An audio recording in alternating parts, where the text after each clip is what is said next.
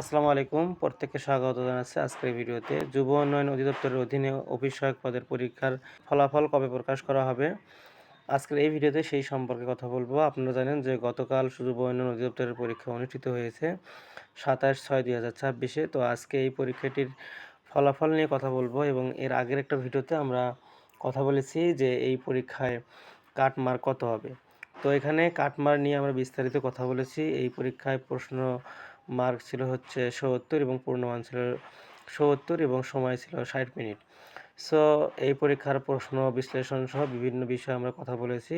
Cut mark কবে হবে। তো আপনি যদি ভিডিওটি দেখে না থাকেন অবশ্যই ভিডিওটি দেখে নেবেন।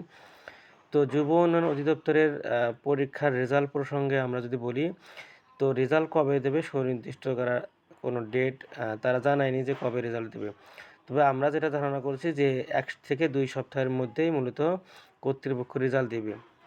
তো এর আগেও মূলত যদি কর্তৃপক্ষ ইচ্ছা করে রেজাল্ট দিতে পারে, ২-১ দিনের মধ্যেই রেজাল্ট দিতে পারে। তো সব মিলিয়ে আমরা যদি বলি সর্বোচ্চ ১ থেকে ২ সপ্তাহ তারা সময় নেবে। তবে আমরা আশা করছি যে আপনারা, আজকে হচ্ছে ২৮শে জুন, আমরা আশা করছি যে আপনারা এই সপ্তাহেই রেজাল্ট পেয়ে যাবেন। অর্থাৎ ২ থেকে ৩ তারিখের মধ্যে আপনারা রেজাল্ট পেয়ে যাবেন।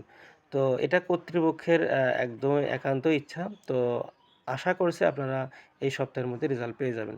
তো আপনারা যারা বিভিন্ন মাধ্যমে আমার কাছে জানতে চেয়েছেন যে রেজাল্ট কবে হবে, তাদের জন্য মূলত আজকের এই ভিডিওটি করা। তো আশা করছি আপনাদের উপকারে আসবে এবং পরবর্তী চাকরির আপডেটগুলো পেতে অবশ্যই চ্যানেলটি সাবস্ক্রাইব করে বেল বাটনটি অল প্রেস করে রাখবেন। Thanks for watching.